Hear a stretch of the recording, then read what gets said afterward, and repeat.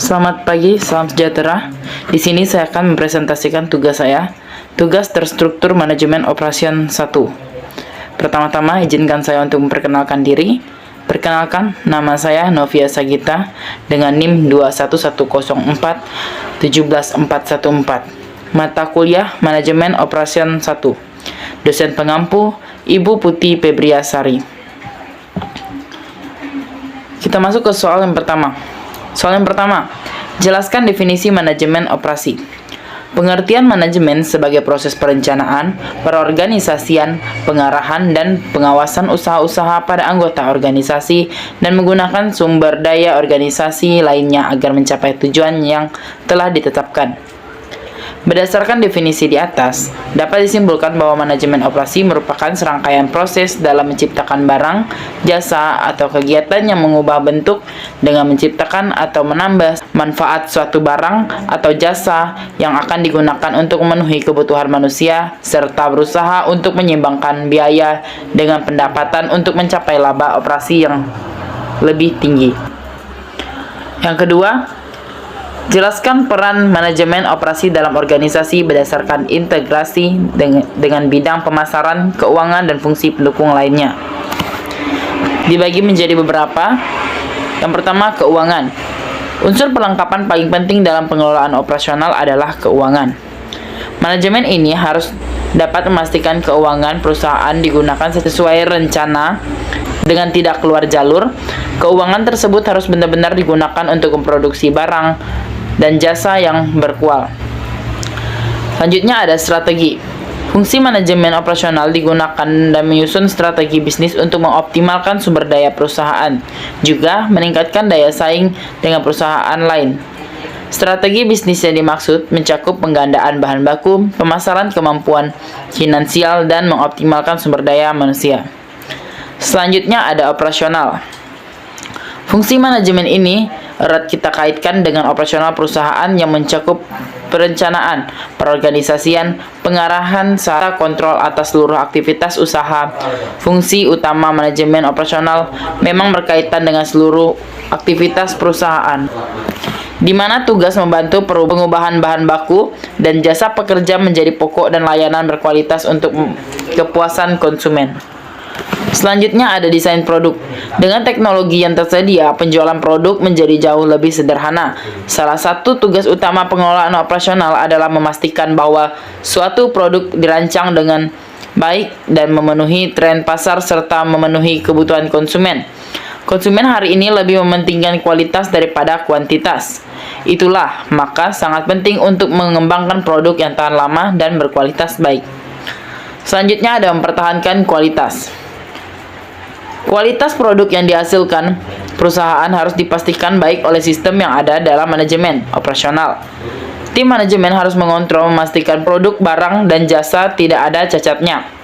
Mereka juga harus mengawasi pekerja dalam menjalankan tugasnya. Apabila ada cacat pada produk yang dihasilkan, tim harus segera bertindak dan memperbaikinya. Selanjutnya ada prediksi. Prediksi akan perkiraan kejadian yang akan datang dengan menggunakan perangkat lunak. Dalam manajemen operasional, prediksi digunakan untuk memperkirakan konsumen terhadap sebuah produk. Prediksi ini berkaitan dengan jumlah produk yang dibutuhkan konsumen untuk waktu tertentu. Soal yang ketiga, jelaskan perbedaan antara A. Konsumen eksternal dan internal, dan B. Supplier internal dan eksternal. Yang A. Customer internal atau konsumen internal adalah setiap orang dalam organisasi atau perusahaan yang bekerja sama dengan Anda. Pelanggan internal akan memberikan hasil kerja terbaik kepada proses setelah Anda. Sementara pelanggan eksternal adalah customer yang melakukan pembelian atau penggunaan barang jasa dari internal customer di luar organisasi. Yang B. Supplier eksternal. Supplier eksternal adalah pihak luar perusahaan yang memasuk suatu keadaan ke dalam perusahaan. Supplier internal adalah pihak di dalam perusahaan yang memasok suatu barang, jasa, informasi kepada rekan kerja yang lain dalam perusahaan. Soal keempat, Jelaskan perbedaan proses operasi di perusahaan manufaktur dan jasa.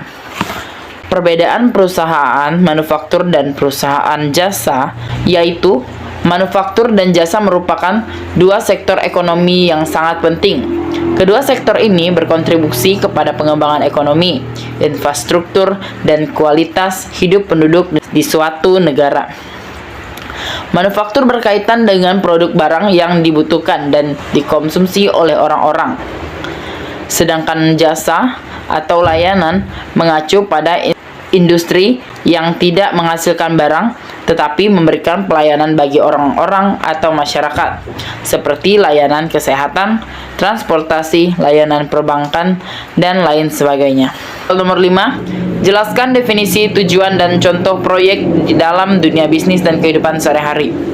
Pengertian manajemen proyek. Manajemen proyek adalah satu usaha merencanakan, mengorganisasikan, mengarahkan, mengkoordinasikan, dan mengawasi kegiatan dalam proyek sedemikian rupa sehingga dengan jadwal waktu dan anggaran yang telah ditetapkan. Tujuan manajemen proyek: 1. Menyelesaikan tepat waktu. 2. Mengelola risiko. 3. Mengelola tim. 4. Membuat perencanaan yang tepat. 5. Menjaga anggaran. Soal nomor 6. Jelaskan hubungan antara kualitas, waktu, dan biaya dalam pelaksanaan sebuah proyek. Dalam pelaksanaan satu proyek dibutuhkan suatu pengendalian agar proyek yang sedang dikerjakan dapat berjalan dengan baik sesuai dengan perencanaan yang telah dibuat pada tahap persiapan. Dalam pengendalian suatu proyek harus memenuhi persyaratan mutu yang merupakan sasaran pengelolaan proyek di samping jadwal dan biaya.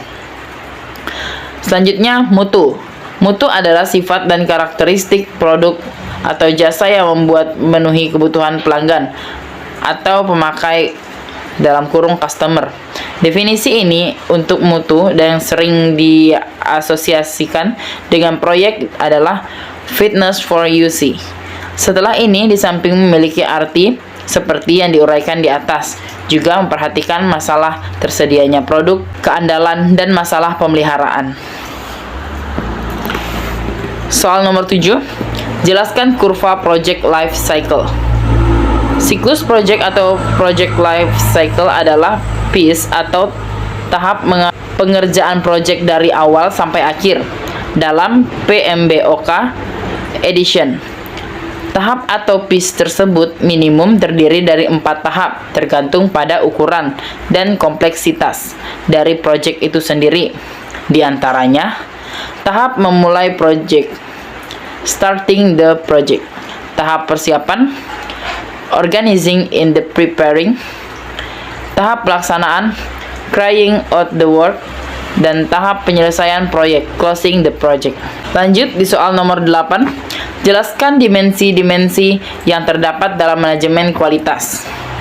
Yang pertama ada performance, dalam kurung kinerja, berhubungan dengan karakteristik operasi dasar dari sebuah produk. Yang kedua ada durability atau daya tahan, yang berarti beberapa lama atau umur produk yang bersangkutan bertahan sebelum produk tersebut harus diganti. Semakin besar frekuensi, semakin pemakaian konsumen terhadap produk, maka semakin besar pula daya produk. Yang ketiga ada conformance to specification atau kesesuaian dengan spesifikasi, yaitu sejauh mana karakteristik operasi dasar dari sebuah produk memenuhi spesifikasi tentu dari konsumen atau tidak ditemukannya cacat pada produk. Selanjutnya ada fitur. Fitur adalah karakteristik produk yang dirancang untuk menyempurnakan fungsi produk atau menambah karakteristik konsumen terhadap produk.